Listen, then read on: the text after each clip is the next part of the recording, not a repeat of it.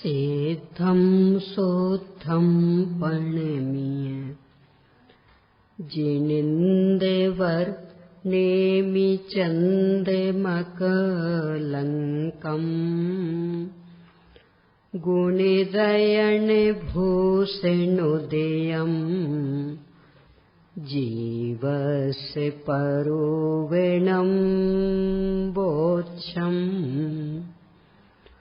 ओम ह्रीं श्री अरहंत सिद्ध आचार्य उपाध्याय साधु पंच परमेष्ठिभ्यो नमो नमः।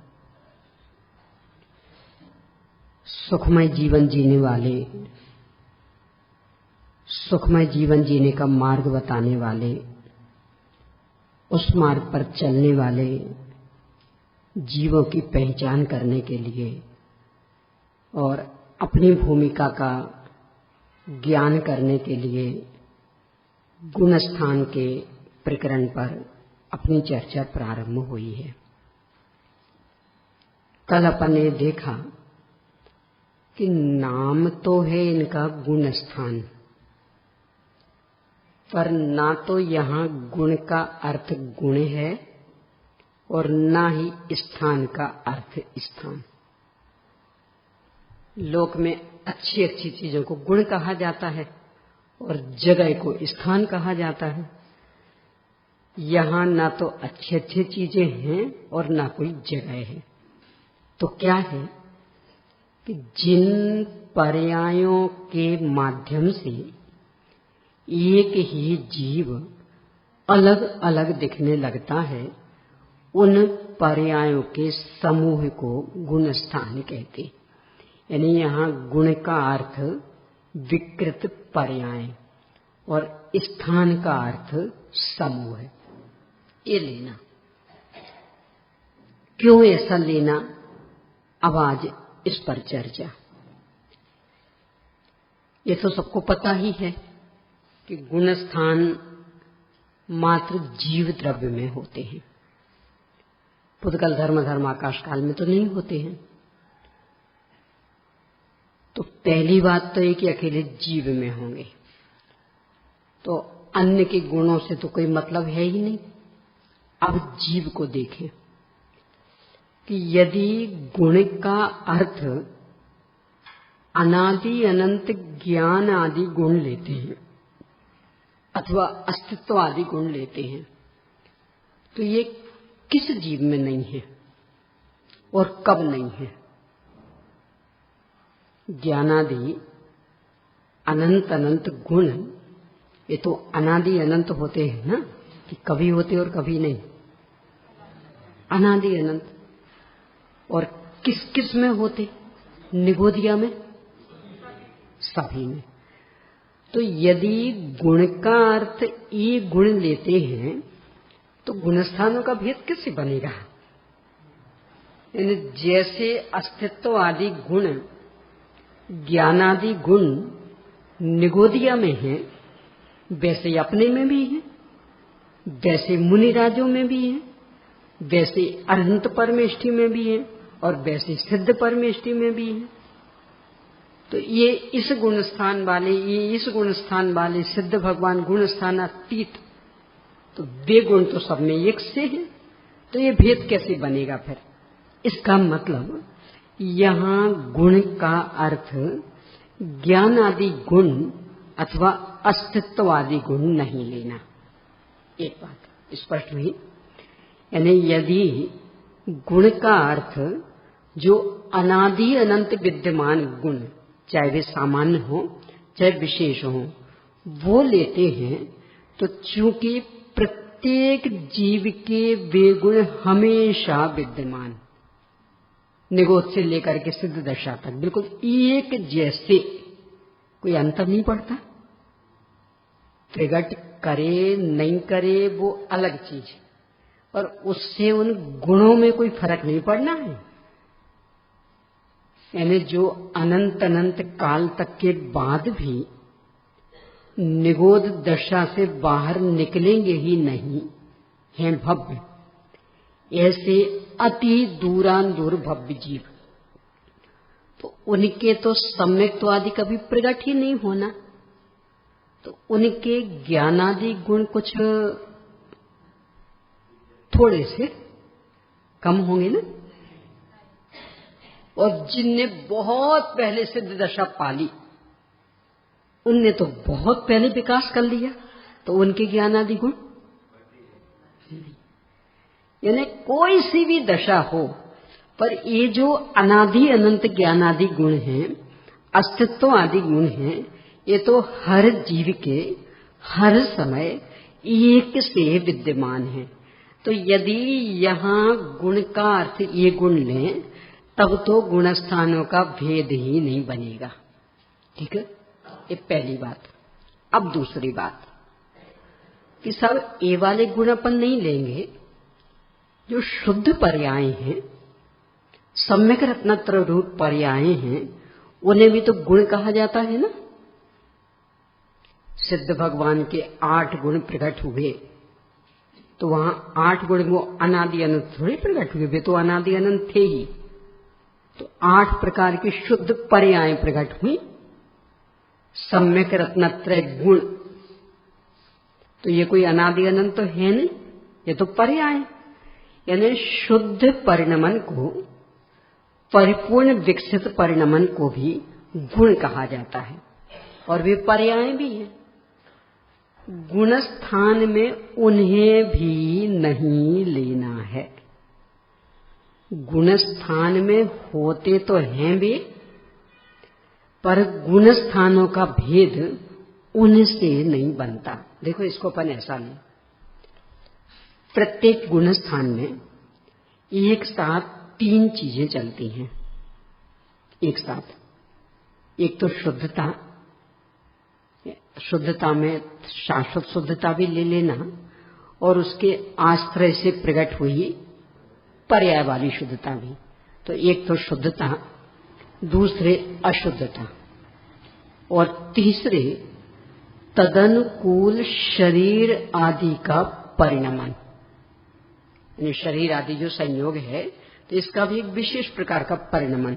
यानी 6वें 7वें गुणस्थान वर्ती होंगे मुनिराज, तो शरीर की बिल्कुल नग्न दशा, और आगे बढ़ेंगे बिल्कुल ध्यान तेज शरीर का भी विशेष परिणमन। ये 3 चीजें हर गुणस्थान में आपको मिलेंगी। एक तो शुद्धता, शुद्धता में दोनों ले लेना, कहीं मात्र स्वाभाविक शुद्धता, जैसे पहले गुणस्थान में, तो वहां कोई पर्याय वाली शुद्धता तो है नहीं, वहां तो शाश्वत शुद्धता, और बाकी दूसरे आदि से पर्याय वाली शुद्धता भी प्रकट होनी शुरू हो गई। तो एक तो शुद्धता, शुद्धता में दोनों ले लेना, शाश्वत शुद्धता भी और प्रकट पर्याय वाली शुद्धता भी, दोनों का एक नाम शुद्धता। तो एक तो शुद्धता, दूसरी अशुद्धता, यानी मिथ्या दर्शन, अविरति, प्रमाद, कषाय योग, इस सब का नाम अशुद्धता। और तीसरे उस भूमि का अनुसार तदनुकूल शरीर आदि का परिणमन। ये 3 चीजें हर गुण स्थान में एक साथ चलेंगी। इनमें से यानी रहेंगी तो तीनों एक साथ, पर गुणस्थान का भेद किससे बनता ये देखना है अपने को, कि शरीर आदि के परिणमन से तो गुणस्थान का भेद बनने का संबंध ही नहीं। क्यों? कि भले वो तदनुकूल होती है, परंतु अपने से पूर्णतया भिन्न जड़ अचेतन परद्रव्य, उससे हमारा क्या लेना देना। निमित्त नैमित्तिक संबंध बनता है, तो अपने परिणाम जैसे होते वहां उसका भी परिणमन वैसा दिखता है, पर है अपने से पूर्णतया भिन्न, यानी अत्यंता भाव वाला द्रव्य। शरीर और अपने में अत्यंता भाव, तो अत्यंता भाव वाला द्रव्य है। और जब शरीर से अत्यंता भाव, तो बाकी और घर कुटुंब वस्त्र आदि, यानी यहां शरीर के साथ कम से कम एक क्षेत्र होगा संबंध तो था ना, तो उसके साथ भी अत्यंता भाव, तो ये वस्त्र आदि के साथ तो एक क्षेत्र होगा संबंध भी नहीं, तो वे तो और पहले अत्यंता भाव रूप में सिद्ध हो गए। तो चूंकि शरीर आदि संयोगों का परिणमन अपने से पूर्णतया भिन्न है, जड़ का परिणमन है, अचेतन है, परद्रव्य का परिणमन है, इसलिए उससे गुणस्थान बनने का तो प्रश्न ही खड़ा नहीं होता। उससे गुणस्थान बनेंगे तो सोचा ही नहीं जा सकता। हर गुणस्थान में होंगी भी क्रियाएं, पर उससे बनता नहीं है, पहचान होती। देखो लोक में भी ऐसे ही है। पहचानने के लिए हमेशा बाहर का जो व्यक्त जीवन होता वो सहायक होता, पर जिसकी पहचान करते हैं इस बाहर के व्यक्त जीवन से वो प्रकट नहीं होता। देखो ऐसा नहीं, मान लो मैंने कहा, इनसे कहा कि सब एक करोड़पति, नहीं माना इनने। सब आप कैसे कह रहे करोड़पति? कोई इन्होंने अपना बैंक बैलेंस बताया है, कोई तिजोरी बताई हो, तो आपने कैसे कहा कि बैंक करोड़पति? तो मैंने बताया भाई बैंक बैलेंस तो नहीं बताया इन्हें, तिजोरी भी नहीं बताई, पर इनके खर्चे दिख रहे ना, विथ ड्राइवर 3-3, 4-4 गाड़ियां, और वे भी सेकंड हैंड वाली नहीं, और साधारण भी नहीं, और सामने हमेशा खड़ी रहती हैं, और थोड़ा सा भी कुछ हुआ तो फटाफट दौड़ा दी। तो जिनका खर्च ही हर महीने का लाखों में आता हो, ये तो सभी जानते हैं कि मूल रकम मिटा करके तो कोई खर्च करता नहीं है। यानी जिनका मोबाइल का चार्ज ही उसका ही बैलेंस लाखों में जाता हो, तो यदि करोड़पति नहीं होते तो इतना खर्चा वहन कैसे करते? तो ये जो खर्चे दिख रहे ना हमें, इससे हम कह रहे कि करोड़पति हैं और आप मानो। बोलो पहचान हो जाती कि नहीं? अब इनको बात समझ में आ गई कि ठीक है ये करोड़पति। इनने सोचा हमें भी बनना है, तो क्या करना? कि कहा था कि ये 4-4 गाड़ियां खड़ी रहती विद ड्राइवर से, तो अपन भी खरीद ले, वो ड्राइवर भी रख ले, करोड़पति कहलाने लगेंगे। और कहा था कि मोबाइल का खर्च भी लाखों का है, एक महीने का, तो अपन भी करें ऐसे बढ़िया 60-70 हजार वाला मोबाइल खरीद के और फिर करते रहे हलो हलो, बन जाएंगे करोड़पति।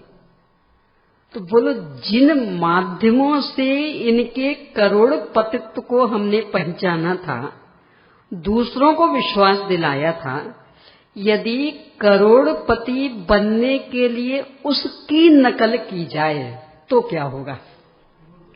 करोड़पति बनेंगे कि जो होगा वो मिट के रोडपति हो जाएंगे। बोलो क्या होगा? यानी कमाए तो नहीं, तो जो है ना उससे गाड़ियां खरीद लें, मोबाइल खरीद लें और करने लगे हलो हलो, क्या होगा? ये तो फिर नहीं पहचाने इससे कि पहचानने का और कोई उपाय है नहीं ना, तो पहचान तो इससे ही करनी पड़ेगी। कैसे पहचानेंगे बोलो? आप बैंक बैलेंस बताएंगे हमें, तिजोरी खोल के बताएंगे, तो कैसे पहचानेंगे?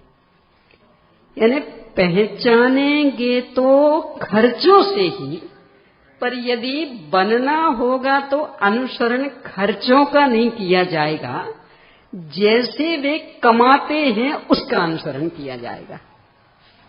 ऐसे ही किस गुणस्थानवर्ती कौन है?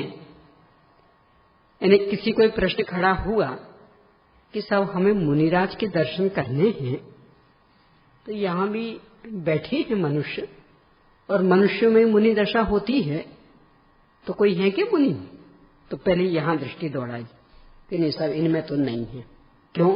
क्योंकि मुनिराज महिलाएं नहीं होती, तो ये तो महिलाएं, तो चलो कोई बात नहीं, मुनिराज पुरुष तो होते हैं ना, तो पुरुष भी बहुत सारे बैठे हैं इनमें, कि नहीं साहब इनमें भी नहीं। क्यों? कि मुनिराज नग्न दिगंबर होते हैं, तो यहां कोई नग्न दिगंबर नहीं है, इसलिए मुनिराज नहीं है। किससे पहचाना? शरीर की क्रियाओं से। यानी यहाँ मुनिराज है कि नहीं, ये पहचानेंगे कैसे? यानी साहब वो देखो, वो 3 चौकड़ी कषाय का अभाव हुआ कि नहीं, कैसे पहचानेंगे बोलो? कि पहचानने के लिए शारीरिक क्रियाएं ही काम आएंगी। जैसे वो खर्चे का लिया ना, कि नहीं सब, वो जिनके बैंक बैलेंस हो ना करोड़ों का, वो करोड़पति होते। जिनकी तिजोरी में वो करोड़ों रुपए रखे रहते हो, वो करोड़पति। तो हो गई पहचान। कोई बताने वाला नहीं बैंक बैलेंस, और ना कोई तिजोरी गिनवाने वाला। बोलो कैसे पहचानेंगे? खर्चों से। तो पहचान तो करनी पड़ेगी बाहर के खर्चों से ही, पर बनना चाहो तो खर्चों का अनुकरण करके नहीं बन पाओगे। कैसे बनेंगे? वो जो कमाई का साधन, ऐसे। इसी प्रकार गुणस्थानों की स्थूल पहचान तो शरीर आदि की क्रियाओं से करनी पड़ेगी। मोक्ष मार्ग प्रकाशक के 8वें अध्याय की भाषा में कहें तो उन्होंने कहा, ना तो कर्णान योग से करना, ना द्रव्यान योग से करना, चरणान योग से करना। और तर्क बहुत सुंदर दिया कि आप पहचान के करना क्या चाहते, यानी ये पात्र है कि नहीं, ये पहचान के आप करना क्या चाहते। नमस्कार करोगे, पूजन करोगे, आहार आदि दोगे, तो ये सब व्यवहार की क्रियाएं हैं ना। इसलिए पात्र अपात्र का निर्णय भी व्यवहार से ही करना। चरणानुयोगी व्यवहार पोषक होता है, तो इससे करना। और ये जिनमें मिल जाए तो समझ लेना पात्र, और ये जिनमें नहीं मिले तो समझ लेना पात्र नहीं। कि सब कर्णानुयोग कि जानने की क्षमता है, और गुण स्थानों का बदलाहट का क्रम तो कितना तीव्र। एक अंतर मुहूर्त में 11वें गुणस्थान में पहुंच गए हूं, और अंतर मुहूर्त पूरा होते होते वहां से गिरे और पहले में आ गए। पहले तक भी आ सकते, कैसे पहचानोगे? 11वें गुणस्थान का मतलब समझते? औपशमिक छदमस्त भीतराग, यथाख्यात चारित्र संपन्न, पूर्ण सुखी, यथाख्यात चारित्र पा लिया, और अंतर्मुहूर्त में गिर के मिथ्या दृष्टि। कैसे पहचानोगे? दशा तो बाहर से बिल्कुल यह हुई, क्योंकि गिरते साथ ही कोई कुदे को गुरु के शरण में थोड़ी चले जाएंगे, ध्यानस्थ ही। तो कैसे पहचानेंगे? और द्रव्यान योग से तो लिखा कि एक तो सही पहचान हो ही नहीं पाएगी। क्यों? अमूर्तिक द्रव्य के अमूर्तिक गुण का अमूर्तिक परिणमन है शुद्धोपयोग। स्वरूप स्थिरता किस द्रव्य के किस गुण का परिणमन? जीव द्रव्य को आप देख सकते, ज्ञान आदि गुणों को देख सकते, तो वो शुद्धोपयोग परिणति को देख सकोगे, तो कैसे पहचानोगे? तो एक तो पहचानना असंभव। कदाचित किसी स्थूल चिन्ह से सामान्य सा अनुमान लग जाए, तो वो भी तो स्थूल चिन्ह होगा ना, तो वो तो चरणानुयोग में चला जाएगा। कि सब तत्व विवेचन बहुत अच्छा, तो वो तो चरणानुयोग का विषय। ये देशना लब्धि आदि क्या है? ये सब आचार विचार बहुत अच्छा, ज्ञान में बहुत स्पष्टता, दृष्टि के विषय में स्पष्टता, तो ये तो सब उपदेश, तो ये तो चरणानुयोग में चला जाएगा। यानी पहचानने के लिए चरणानुयोग ही एकमात्र उपाय बचता है, तो उससे पहचान होगी। और चरणानुयोग से पहचान में शरीर आदि की क्रियाओं की मुख्यता हो जाती, तो पहचान इससे होगी। बस इतनी सी इसकी उपयोगिता। पर चूंकि ये पूर्णतया अपने से भिन्न परद्रव्य का परिणमन, इसलिए गुणस्थान कभी भी इससे बनते नहीं है। ठीक है, तो इसकी तो छुट्टी। अब बची 2 चीजें, शुद्धता और अशुद्धता। ठीक है, तो अब पहले शुद्धता को ले।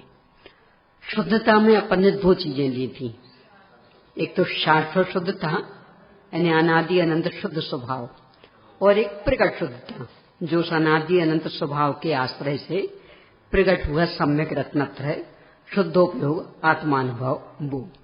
तो पहले शाश्वत शुद्धता का लें कि यदि शाश्वत शुद्धता के बल पर गुणस्थान बने तो किन जीवों में नहीं है शाश्वत शुद्धता? तो फिर ये पहले वाला और ये दूसरे वाला और ये गुणस्थानातीत कैसे होगा भेद?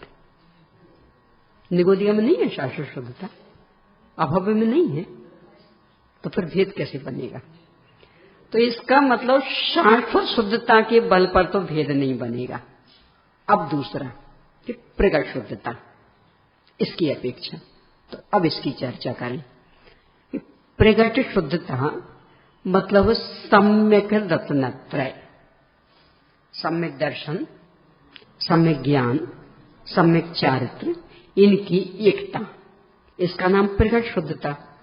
तो इसकी अपेक्षा से गुणस्थान बनते कि नहीं, ये देखें कि गुणस्थान में होते तो हैं ही, पर गुणस्थानों का भेद इनसे नहीं बनता। क्यों नहीं बनता? एक एक को अलग अलग करके देखें। सबसे पहले सम्यक दर्शन किस गुणस्थान से हो जाता? चौथे से। कहां तक रहता? सिद्धों तक। तो ये चौथे वाले और ये पांचवें वाले और ये सिद्ध भगवान, ये भेद कैसे डालोगे? कि नहीं, सब सम्यक दर्शन में भी तो भेद पड़ते हैं, उस अपेक्षा डाल लेंगे, चलो कोई बात नहीं, उसकी दृष्टि से देख ले। कर्म की अपेक्षा सम्यक के 3 भेद, क्योंकि बाकी तो एकदम औपचारिक, उनसे कोई मोक्ष मार्ग का संबंध नहीं है, पर कर्म की अपेक्षा से जो भेद बनते हैं उनसे मोक्ष मार्ग का संबंध है। कौन कौन से 3 भेद? औपशमिक, छायोपशमिक, छाय। अब इनसे देखें कि यदि इनसे गुणस्थानों का भेद बने तो क्या समस्या आएगी। औपशमिक सम्यक तो अभी सामान्य चर्चा अब थी, यानी उसमें प्रथमोपशम भी ले लेना और द्वितीयोपशम भी ले लेना, अभी ज्यादा भेद में नहीं जाना, सामान्य। तो औपशमिक सम्यक तो चौथे गुणस्थान से 11वें गुणस्थान तक है। प्रथमोपशम द्वितीयोपशम का भी भेद नहीं डालना। तो औपशमिक सम्यक तो चौथे गुणस्थान से 11वें गुणस्थान तक। कोई तरतमता, हीनाधिकता, तो फिर चौथे से 11वें तक का भेद कैसे बनेगा? यानी चौथे वाले भी औपशमिक सम्यक दृष्टि, 5वें वाले भी, 10वें वाले भी, 11वें वाले भी, तो ये चौथे वाले और एक 11वें वाले ऐसा भेद कैसे डालेंगे? और नीचे वाले फिर उनके तो सम्यक तो है ही नहीं, तो वे तो गुणस्थान अतीत हो जाएंगे। और ऊपर वाले 11वें से ऊपर कि उनके भी औपशमिक सम्यक तो नहीं, तो वे भी गुणस्थान अतीत, 14 गुणस्थान कैसे बनेंगे? इसका मतलब औपशमिक सम्यक रूप सम्यक दर्शन रूप प्रगट शुद्धता के बल पर गुणस्थानों का भेद नहीं बनता। ठीक है। अब दूसरा भेद इसका छायोपशमिक सम्यक, तो उसकी अपेक्षा भेद बना है, तो उसमें तो और ही चक्कर। छायोपशमिक सम्यक तो मात्र चौथे से 7वें तक है, औपशमिक कम से कम 11वें तक तो था, ये तो अकेले चौथे से 7वें तक। तो भेद कैसे बनेंगे? 7वें के आगे तो वो है ही नहीं, और यहां तीसरे से नीचे भी नहीं है, मात्र चौथे से 7वें तक। और चौथे से 7वें तक का भी भेद कैसे बनेगा? यानी चौथे में भी छायोपशमिक, 5वें में भी, 6वें में भी, 7वें में भी, तो ये चौथे वाली, ये 5वें वाली, ये भेद कैसे पड़ेगा? छायोपशमिक सम्यक तो एक साथ। इसका मतलब छायोपशमिक सम्यक्त्व के कारण भी गुणस्थान का भेद नहीं बनता। अब छाय का लें, इसमें तो और ही समस्या। चौथे गुणस्थान में भी छायक हो जाता है और सिद्धों तक रहना। और छायक सम्यक्त्व की ओर से देखें तो चौथे वाले में और सिद्ध भगवान में दंच मात्र अंतर नहीं, बाकी अंतर तो बहुत है, पर मात्र छायक सम्यक्त्व की ओर से देखें, यानी अभी अपने शरणिक राजा का जीव, जो कि आगे पहले तीर्थंकर होने वाले अभी नरक में पड़े हैं, छायिक सम्यक दृष्टि, तो उनका छायिक सम्यक, और जब वे ही सिद्ध बनेंगे उस समय का उनका छायिक सम्यक। तो छायिक सम्यक में कोई अंतर पड़ेगा, बाकी में तो बहुत पड़ेगा, पर छायिक सम्यक, क्योंकि नाम ही छायिक सम्यक तो उसका है कि जिसमें परिपूर्ण विकास हो गया। अब विकास के लिए कोई अवसर नहीं, विरोधी कर्म का क्षय हो गया, अब विकास कैसे हो? तो जब एक साथ रहना है तो ये चौथे वाले और ये पांचवें वाले और ये 14वें वाले और ये सिद्ध भगवान, ये भेद कैसे पड़ेगा? इसका मतलब सम्यक दर्शन रूप प्रगट शुद्धता के आधार से गुणस्थानों का भेद नहीं बनता। गुणस्थानों में होते तो हैं ये, पर भेद नहीं बनेगा। ठीक है, अब अगला सम्यक ज्ञान की ओर से देख लें, उसमें भी समस्या। कहां से प्रकट हो जाता सम्यक ज्ञान? चौथे से। कहां तक रहता? सिद्ध भगवान तक। तो भेद कैसे डालोगे? यानी चौथे वाला भी सम्यक ज्ञानी, सिद्ध भगवान भी सम्यक ज्ञानी, कि नहीं? सब ज्ञान में भी तो बहुत सारे भेद होते हैं ना, छदमस्त का ज्ञान, छायिक ज्ञान, ऐसे डाल लेंगे। चलो कोई बात नहीं, डाल लो। छदमस्त का सम्यक ज्ञान कहां से कहां तक? चौथे से 12वें तक। और छायिक ज्ञान कहां से कहां तक? 13वां, 14वां और सिद्ध भगवान। तो छायिक ज्ञान तो एक सा है ना, 13वें गुणस्थान वर्ती अनंत भगवान को, मतलब सहयोग केवली को जैसा केवल ज्ञान, अयोग केवली को, तो ये सहयोग केवली और ये अयोग केवली, ये भेद कैसे पड़ेगा? और सिद्ध भगवान का केवल ज्ञान, तो ये गुणस्थानातीत सिद्ध भगवान, ये अंतर कैसे पड़ेगा? छायिक ज्ञान तो एक सा, और छदमस्त का, उसमें तो और ही समस्या। छदमस्त का सम्यक ज्ञान कम से कम रहे तो कितना रह सकता? अष्ट प्रवचन मात्रिका, कम से कम इतना, अष्ट प्रवचन मात्रिका। नहीं सुना नाम? चलिए तो विश्लेषण करना पड़ेगा। 3 शब्द हैं, अष्ट प्रवचन मात्रिका। मात्रिका अष्ट यानी 8, यानी ये चीजें संख्या में 8 हैं, इसलिए अष्ट। प्रवचन जिनेन्द्र भगवान की दिव्यकृष्ट ध्वनि प्रवचन, और उसका भी वह अंश कि जो मातृका यानी माता के समान आचरण करता है। माता का आचरण क्या होता है? संतान को पैदा करना। माता कब कहलाती? कोई भी महिला मां कब कहलाएगी? बच्चा पैदा करे।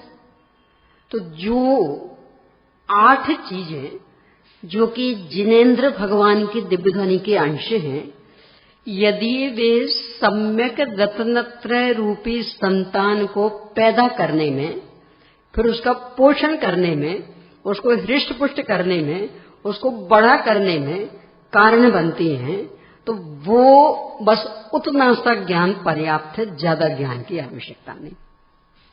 इसलिए उसका नाम पड़ गया अष्ट प्रवचन मात्रिका। अब ये कौन कौन सी 8 चीजें? 5 समिति और 3 गुप्ती, बस ये 8 चीजें। 5 समिति और 3 गुप्ती।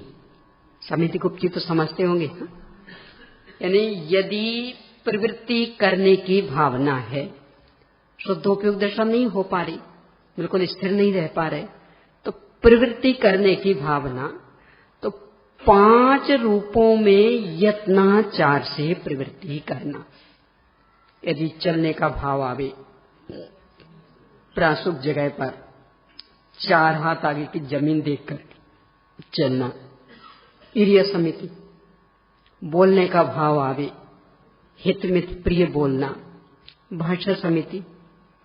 यदि भोजन लेने का भाव आवे, तो 46 दोष 32 अंतराय टाल करके भोजन लेना। ईष्णा समिति, यदि कोई चीज उठाने रखने का भाव आवे, पीछे उठाना, कमंडल उठाना, शास्त्र उठाना रखना, तो जीवों का संरक्षण करते हुए, परिमार्जन करते हुए उठाना रखना। आधा निक्षेपण समिति, और यदि लघु शंका दीर्घ शंका आदि से निवृत्त होने का हो विकल्प, शरीर की ऐसी स्थिति बन रही हो और भी कोई गंदगी छोड़नी हो, नाक आदि है, थूक आदि है, कफ आदि है, तो जीवों का संरक्षण करते हुए प्रासुर जगह पर छोड़ना उत्सर्ग समिति अथवा प्रतिष्ठापन समिति। इसके दो नाम हैं, उत्सर्ग या प्रतिष्ठापन समिति। इन 5 में अपनी 24 घंटे की सारी प्रवृत्ति समा गई, क्योंकि यही तो करते हैं, या चलेंगे फिरेंगे, या बोलेंगे, या भोजन आदि करेंगे, या कुछ उठाएंगे रखेंगे, या शरीर के मल का क्षेपण आदि करेंगे, सब कुछ आ गया इसमें।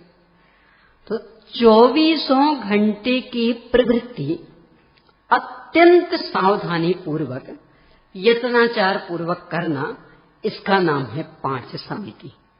ठीक है। अब 3 गुप्ती की प्रवृत्ति तो मजबूरी है, वो कोई उत्सर्ग मार्ग थोड़ी है।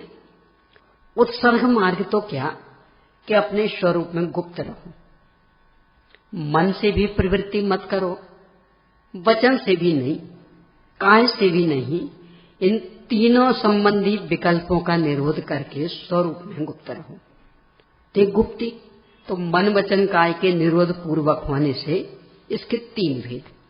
तो यदि निवृत्ति वाला जीवन तो 3 गुप्ती रूप रहो, और यदि प्रवृत्ति करना है तो 5 समिति रूप। बस इतनी सी जानकारी अत्यंत आवश्यक है मोक्ष मार्ग में। वो भी नाम नहीं, जो अपने शिवभूति मुंडास थे ना, नाम सुना होगा, नाम तो याद नहीं थे। उनसे पूछते, अरे जिनको मारस मातस इतना सा याद नहीं था, तो 5 समिति के नाम याद होंगे, 3 गुप्ती के नाम बता सकते? तो नाम से मतलब नहीं है, इनका भाव, यानी यदि प्रवृत्ति करने का भाव आएगा तो इन 5 समिति रूप, और नहीं तो फिर गुप्त रहेंगे स्वरूप में। बस इतना सा ज्ञान, तो कम से कम सम्यक ज्ञान हो तो बस अष्ट प्रवचन मात्रिका, चौथे से शुरू हो गया इतना, और 12वें तक चलता रहेगा, कम से कम इतना। तो अंतर कैसे डालेंगे? ये तो चौथे वाले और ये 12वें वाले, यानी चौथे वालों को भी अष्ट प्रवचन मात्रिका का ज्ञान और 12वें वालों को भी अष्ट प्रवचन मात्रिका का ज्ञान, दोनों को ही सम्यक ज्ञान। तो ये बीच के गुणस्थानों का भेद कैसे पड़ेगा? ये कैसे बताएं कि ये चौथे वाले और 12वें वाले? कि नहीं साहब, उसमें भी तो भेद होता है ना। चलो कोई बात नहीं, उसको देख लें। सब कम से कम होता है अष्ट प्रवचन मात्रिका, अधिक से अधिक हो तो मति ज्ञान में सारी रिद्धियां,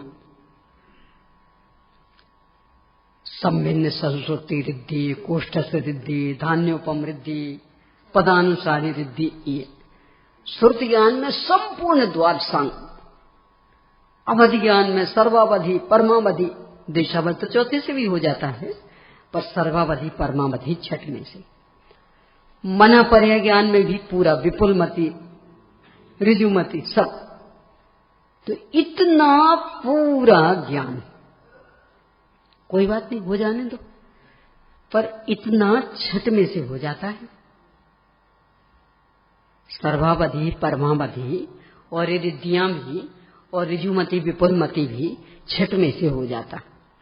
तो 5वें तक का तो ठीक है, अलग हो जाएगा, तो उनके तो ये नहीं है। पर छठवें से 12वें तक एक सा ये ज्ञान चलना, यानी छठवें में जिनको जितना हो गया ना, सर्वावधि हो गया, परमावधि हो गया, ऋजुमति हो गया, विपुलमति हो गया, द्वादशांका हो गया, तो उतना का उतना 12वें तक चलता रहेगा। तो ये छठवें से 12वें तक का भेद कैसे डालोगे? उस सम्यक ज्ञान की अपेक्षा। तो सम्यक ज्ञान तो एक सा है। तो इसका मतलब सम्यक ज्ञान गुण स्थानों में होता तो है, पर गुण स्थान का भेद सम्यक ज्ञान की अपेक्षा नहीं बनता, न छदमस्थ सम्यक ज्ञान की अपेक्षा और न क्षायिक सम्यक ज्ञान की अपेक्षा। ठीक है। अब आगे सम्यक चारित्र, इसकी अपेक्षा भेद डाल लेंगे तो उस पर भी विचार करें। कहां से हो जाता सम्यक चारित्र? चौथे से। कहां तक रहेगा? सिद्ध भगवान तक। तो भेद कैसे डालोगे? चौथे वाले भी सम्यक चारित्री और सिद्ध भगवान भी सम्यक चारित्री, कि नहीं सर उसके भी बहुत सारे भेद होते हैं ना, तो उससे डाल लेंगे। चलो कोई बात नहीं, उससे डालें। कितने भेद होते? आचार्य कुंद कुंद स्वामी से पूछें चारित्र पाहुड़ में, तो वे कहेंगे मूल में 2 भेद, सम्यक्त्वाचरण और संयमाचरण। चारित्र पाहुड़ में मूल में 2 भेद बताएंगे कि सम्यक्त्वाचरण और संयमाचरण। सम्यक्त्वाचरण कहां से कहां तक? चौथे से सिद्ध भगवान तक। तो भेद कैसे डलेगा? और संयमाचरण तो 5 में से सिद्ध भगवान तक, तो भेद कैसे डलेगा? कि नहीं सब संयमाचरण के भी बहुत सारे भेद होते। कौन कौन से भेद होते?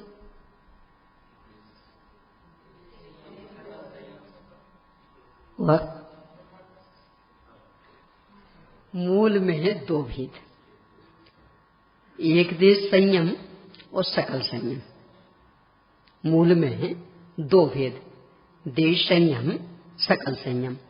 देश संयम अकेला 5वें गुण स्थान में, तो उससे आगे फिर वो है ही नहीं, तो उसको लेके भेद कैसे बनेगा?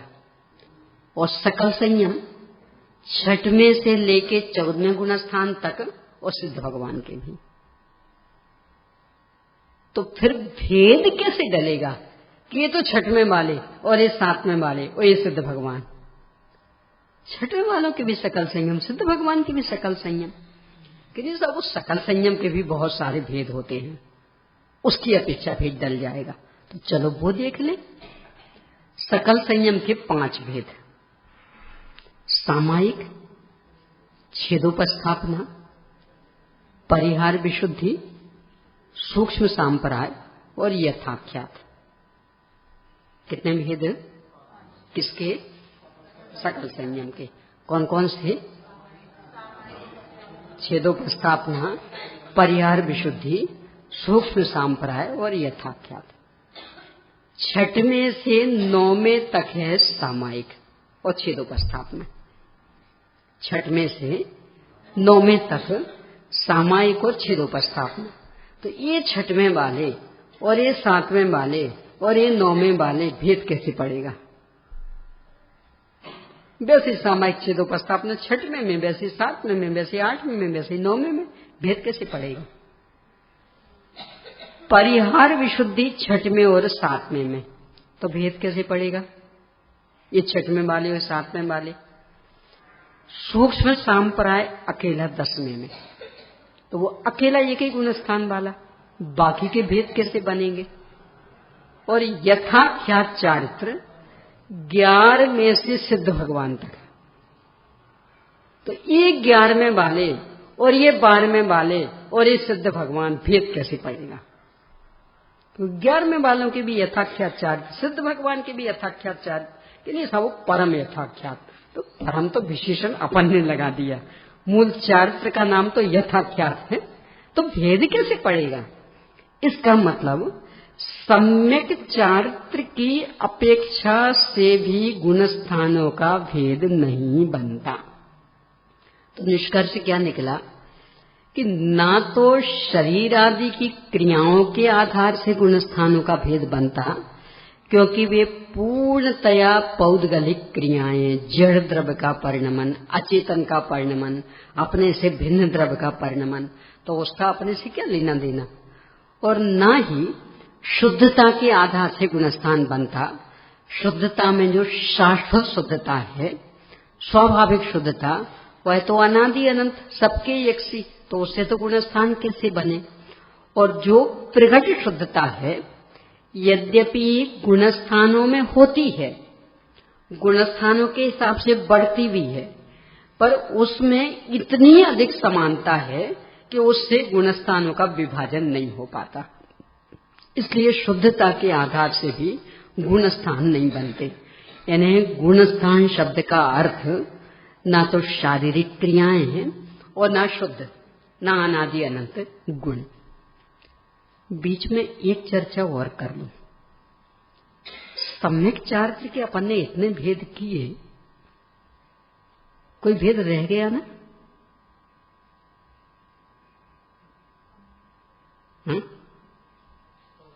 हाँ, यही मुझे सुनना था।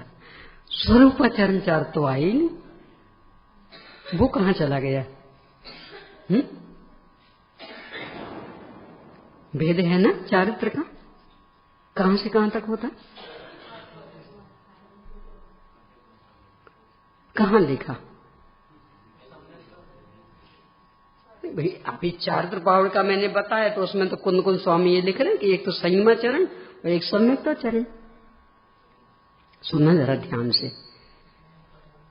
वास्तव में स्वरूपाचरण चारित्र, ये चारित्र का भेद नहीं है, चारित्र की परिभाषा सहित वाक्य है।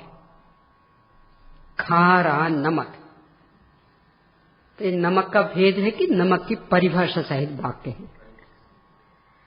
यानी हमने कहा खारा नमक, मीठी शक्कर, तो ये शक्कर का भेद है कि शक्कर की परिभाषा सहित का वाक्य है। यानी शक्कर कैसी होती? मीठी, तो हमने परिभाषा सहित एक वाक्य बना दिया, मीठी शक्कर। नमक कैसा होता? खारा, तो हमने परिभाषा सहित एक वाक्य बना दिया, खारा नमक। तो एक खारा नमक, नमक का भेद है कि नमक की परिभाषा सहित का वाक्य? ऐसे ही स्वरूपाचरण चारित्र, ये चारित्र का भेद नहीं है, चारित्र की परिभाषा सहित का वाक्य है। ये सब क्या प्रमाण? इसी प्रवचन सार की 7वीं गाथा की टीका। 7वीं गाथा में आचार्य कुंद कुंद स्वामी ने लिखा चारित्रम खलु धम्मो।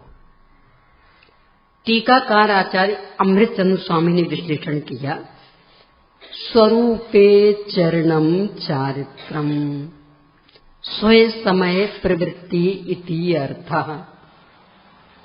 स्वरूपे चरणम चारित्रम, यानी चारित्र किसे कहते? चारित्र मतलब सम्यक चारित्र, तो मिथ्या चारित्र नहीं, सम्यक चारित्र। तो किसे कहते? कि स्वरूपे चरणम चारित्रम, तो स्वरूप में आचरण करने को चारित्र कहते हैं। ये एक पूरा वाक्य हुआ। अब इस पूरे वाक्य को हमें संक्षिप्त करना हो, यानी ऐसा नहीं अपन, जैसे वो अभी अपन ने नमक का लिया ना, कि जो खारा होता है उसे नमक कहते हैं। एक वाक्य बनाया कि जो खारा होता है उसे नमक कहते हैं। अब इतने लंबे वाक्य को हमें संक्षिप्त करना, तो संक्षिप्त करने की पद्धति क्या होती? संधि कर दो, समास कर दो, तो संधि में वो स्वर आदि हट जाएंगे और समास में विभक्ति आदि हट जाएंगी। तो कितना बचेगा? खारा नमक। यानी जो खारा होता है ये सब समास में हट गए, उसे नमक कहते हैं तो उसे और कहते हैं, ये सब समास में हट गया, मूल बचा बस खारा नमक। तो जो खारा होता उसे नमक कहते हैं। इतने लंबे वाक्य को संक्षिप्त करना हो तो बस इतने में हो जाएगा कि खारा नमक, इसमें पूरा वाक्य समा गया। अब ऐसे यहां कि स्वरूप में आचरण करने को चारित्र कहते हैं। पूरा वाक्य लिखिए आप कॉपी पे। स्वरूप में आचरण करने को चारित्र कहते हैं। अब इसको हमें संक्षिप्त करना है, तो संक्षिप्त करने का उपाय एक ही रहता कि समास कर दो और संधि कर दो। तो स्वरूप में यानी समास की पद्धति ये रहती कि विभक्तियां हट जाती, क्रिया हट जाती। जैसे राजा का पुरुष तो कह देंगे राज पुरुष, यानी का गायब, यानी विभक्ति हट जाएंगी, क्रिया हट जाएगी। तो ऐसे यहां कि पूरा वाक्य क्या, स्वरूप में आचरण करने को चारित्र कहते हैं। अब इसका हमें समास बनाना, तो जितनी जितनी विभक्तियां, विभक्ति तो समझते ना, मैं, पे, पर, का, के, की, ये सब विभक्तियां कहलाती। तो जितनी जितनी विभक्तियां और क्रिया उन सबको हटा दो, तो स्वरूप में यानी में एक विभक्ति, आचरण करने को ये क्रिया विशेषण, तो ये भी एक क्रिया का रूप, कहते हैं ये भी क्रिया, इनको हटा दो तो कितना बचेगा, स्वरूप, आचरण, चारित्र। अब चूंकि स्वरूप और आचरण में संधि हो सकती है, जिन आलय, तो क्या बन जाएगा, जिनालय। ऐसे स्वरूप आचरण तो क्या बन जाएगा, स्वरूपाचरण। तो स्वरूपाचरण चारित्र, यानी स्वरूपाचरण ये सम्यक चारित्र का भेद नहीं है, ये सम्यक चारित्र की परिभाषा है, लक्षण है कि सम्यक चारित्र किसे कहते, कि स्वरूप में आचरण करने को सम्यक चारित्र कहते। अब देखो इतना सीधा सीधा जिनागम का उल्लेख 7वीं गाथा की टीका में स्पष्ट वाक्य है ना, स्वरूपे चरणम चारित्रम स्वय समय प्रवृत्ति इति अर्थ, पर नहीं समझ पाते तो बस इस पर बहस चलती, किस गुण स्थान से होता स्वरूपाचरण बताओ पहले। कोई कहता चौथे से होता, कोई कहता छठ में से होता, कोई कहता 11वें से होता। हम लड़ रहे हैं कि पहले ये तो बताओ स्वरूपाचरण नाम का कोई चारित्र होता भी है क्या, कि वो उसका लक्षण है। खारे नाम का कोई नमक होता है? कहाँ मिलेगा खारा नाम का नमक? टाटा का नमक मिल जाएगा, सेंधा नमक मिल जाएगा, खारे नाम का नमक कह रहे वो लक्षण है। वो तो कोई सा भी नमक खरीदोगे तो उसमें विद्यमान, क्या अलग से कोई कंपनी है? खारे नमक की कोई कंपनी है कि वो तो उसका लक्षण है। यानी कोई सा भी नमक होगा तो बाकी कंपनी का अंतर हो सकता, पर खारेपन का, क्योंकि वो तो लक्षण है। ऐसे ही जो भी सम्यक चारित्र होगा, बाकी अंतर हो सकता कि वो देश संयम है कि सकल संयम है, वो सम्यक्तोचरण है कि संयमाचरण है, वो यथाख्यात है कि सूक्ष्म सांप्राय, ये अंतर हो सकता। पर स्वरूपाचरण ये तो उसकी परिभाषा है, ये तो उसका लक्षण है, तो इसके बिना सम्यक चारित्र हो सकता क्या?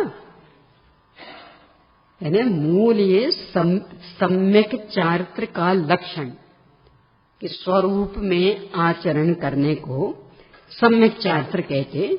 तो जितने भी भेद प्रभेद हैं उन सब में ये पाया जाएगा, क्योंकि लक्षण वही नमक जैसा कि खारे को नमक कहते, तो जितने भी भेद प्रभेद कि सब सेंधा नमक उसमें भी खारापन मिलेगा। क्यों? क्योंकि वो तो लक्षण है। कि सब काला नमक उसमें भी मिलेगा, समुद्री नमक उसमें भी मिलेगा। क्यों? क्यों मिलेगा? कि वो लक्षण है, वो भेद नहीं है। ऐसे स्वरूपाचरण ये सम्यक चारित्र का लक्षण है। देश संयम सकल संयम आदि तो भेद है, इसलिए देश संयमी के सकल संयम नहीं मिलेगा, सकल संयमी के देश संयम नहीं मिलेगा, क्योंकि वो भेद है। यानी काले नमक में सेंधा नमक नहीं मिलेगा, सेंधा नमक में काला नमक नहीं मिलेगा, क्योंकि वो भेद है। पर खारापन ये भेद नहीं है, लक्षण है, तो हर नमक में मिलेगा। ऐसे स्वरूपाचरण ये सम्यक चारित्र का लक्षण है, ये भेद नहीं है। इसलिए जितने भी भेद प्रभेद हैं सब में ही मिलेगा, और बाकी जो भेद हैं तो ये एक दूसरे में नहीं मिलेगा। देश संयम वालों के सकल संयम नहीं होगा, और स्वरूपाचरण ये तो हर एक के। तो ये समझना, यहां तो अपनी चर्चा इससे आगे की कि सम्यक चारित्र की अपेक्षा से भी गुण स्थानों का भेद नहीं बन पाता। क्यों? क्योंकि वो तो चौथे से सिद्ध भगवान तक है, तो भेद कैसे डलेगा? उसके जो भेद हैं, देश संयम सकल संयम, उसकी अपेक्षा से भी भेद नहीं बन पा रहा। यानी कि ना तो शाश्वत शुद्धता की अपेक्षा गुणस्थान के भेद हैं और ना ही प्रगट शुद्धता की अपेक्षा गुणस्थान के भेद, और शारीरिक क्रियाओं के माध्यम से तो होने का प्रश्न ही खड़ा नहीं होता। तो ये दो चीजें समाप्त, तीन चीजें थी ना, कौन कौन सी? तदनुकूल शरीर आदि की क्रियाएं, तो तदनुकूल शरीर आदि की क्रियाओं से गुणस्थान नहीं बनते, एक। शुद्धता के आधार से गुणस्थान नहीं बनते, दूसरा। अब तीसरा कि जो वो अशुद्धता है, गुणस्थान उससे बनते हैं। किस अपन नाम गुणस्थान क्यों कहते हैं? दोष स्थान देते ना, तो इसके लिए तो कल कहा था कि यहां गुण का अर्थ गुण नहीं, गुण का अर्थ पृथकता, गुण का अर्थ अलग अलग पना। वो सूत्र सुनाए थे ना आला पद्धति का, गुण्यते पृथक क्रियते इति गुण, यानी पृथक। तो यहां गुण का अर्थ गुण नहीं तो क्या? पृथक, यानी जिनसे एक जीव अलग अलग दिख रहा है उसका नाम है गुण। तो यहां गुण यानी वे विकृत पर्याय हैं कि जिनसे एक ही जीव अलग अलग दिखने लगता। यद्यपि विकृत पर्याय भी बहुत सारी हैं, पर गुणस्थानों का भेद सबके आधार से नहीं, मात्र दो प्रकार के विकृत पर्यायों से, मोह और योग। तो गुणस्थान की परिभाषा क्या बनेगी? मोह और योग की तारतम्य रूप अवस्था को गुणस्थान कहते हैं।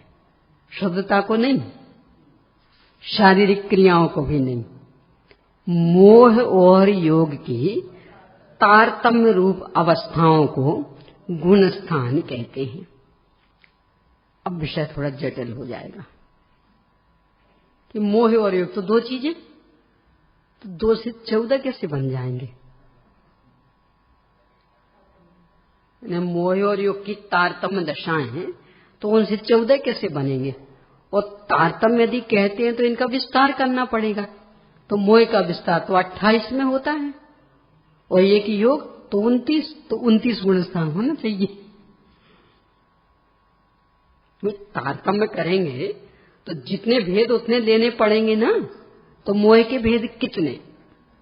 28, और एक योग तो 29, तो 29 गुणस्थान बनेंगे। और नहीं तो फिर 2 से 1, 14 दूनी 28।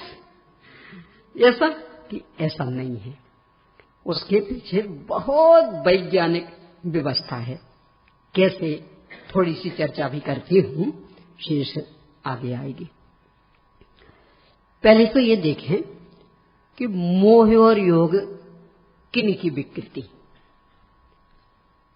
मोह एक नाम, मोह का शब्द देखें, अर्थ देखें पहले तो। मोह मतलब मुग्ध होना, असावधान, बेहोशी, अस्थिरता, ये मोह।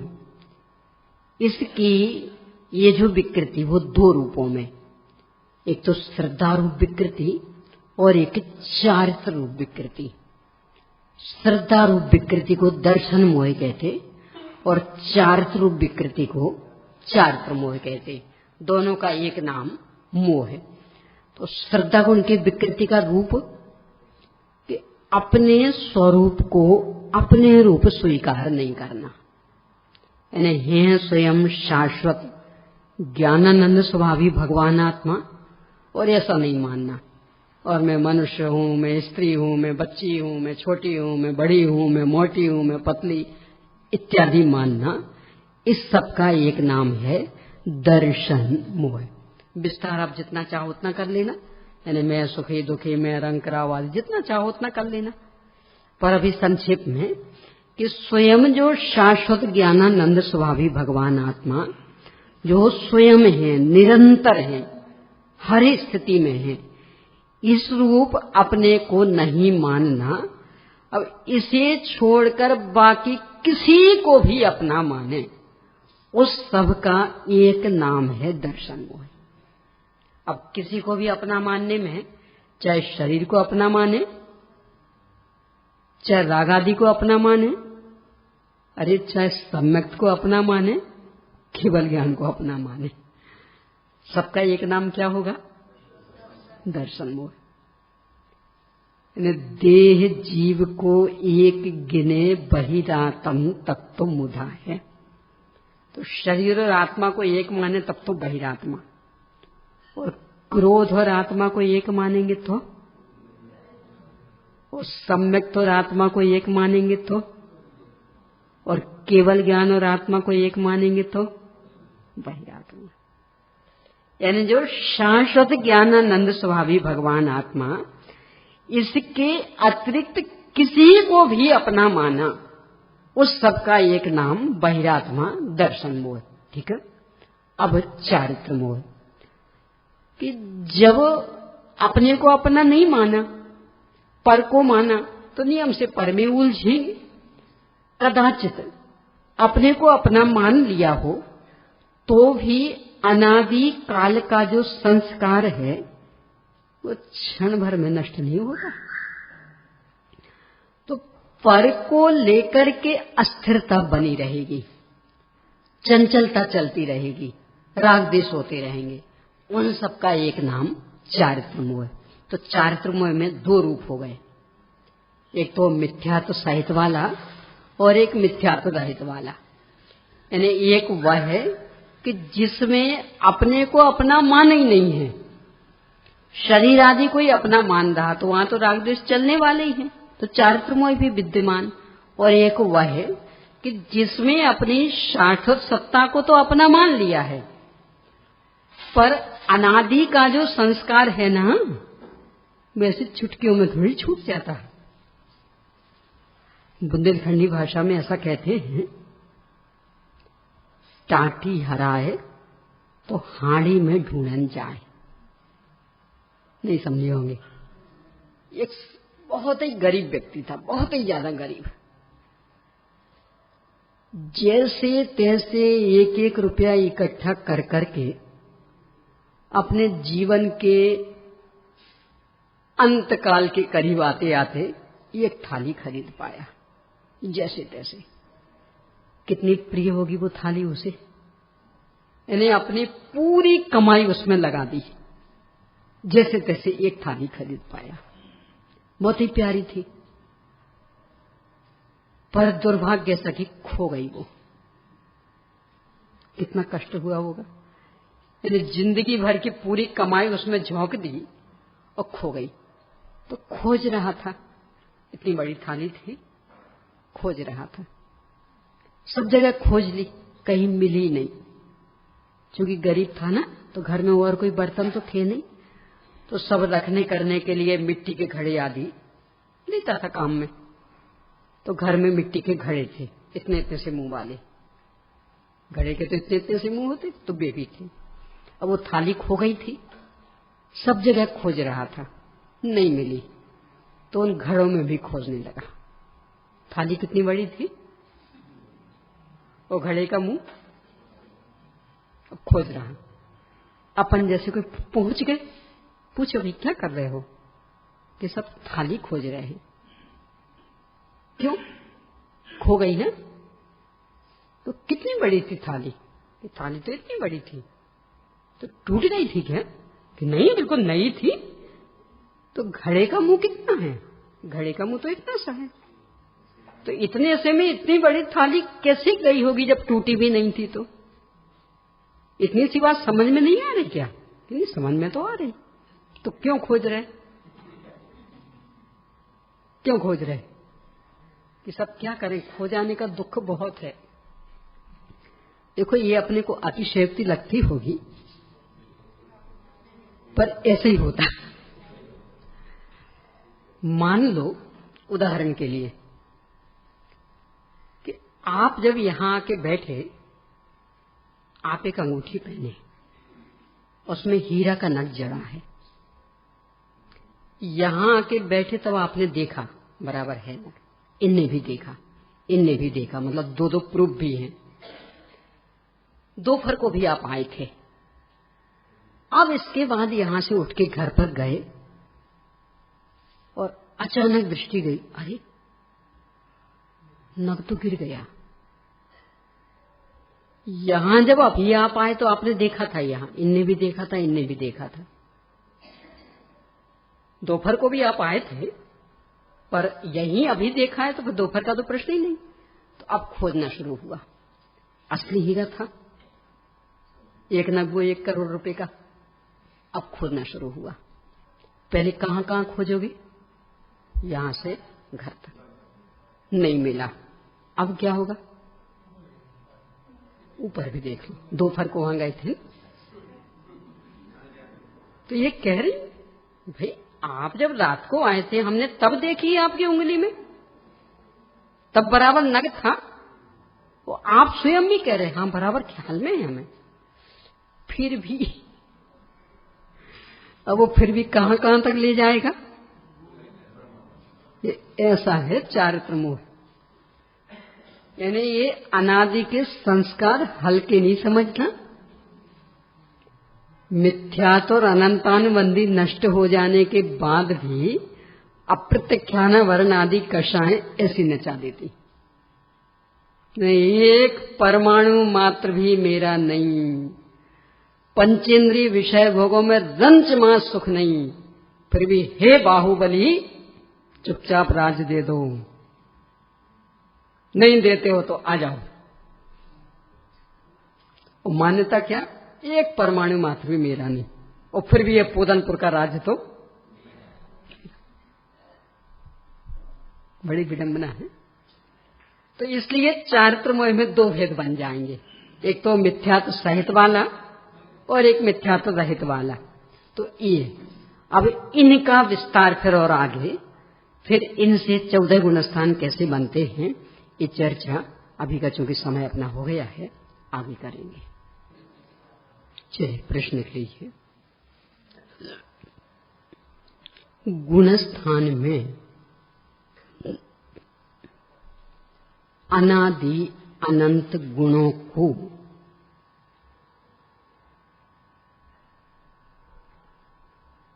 भेद बनाने का कारण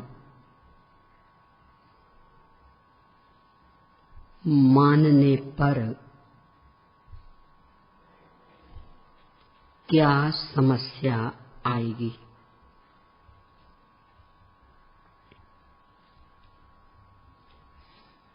अगला, प्रत्येक गुणस्थान में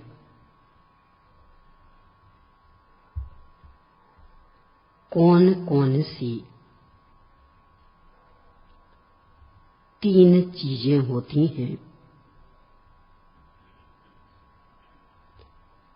यह बताते हुए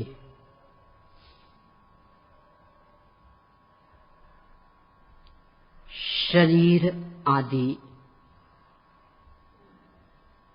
से गुणस्थान के भेद मानने पर क्या समस्या आएगी? अगला, सम्यक दर्शन ज्ञान चारित्र से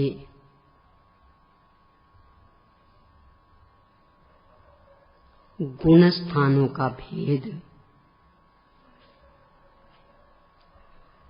क्यों संभव नहीं है? बस।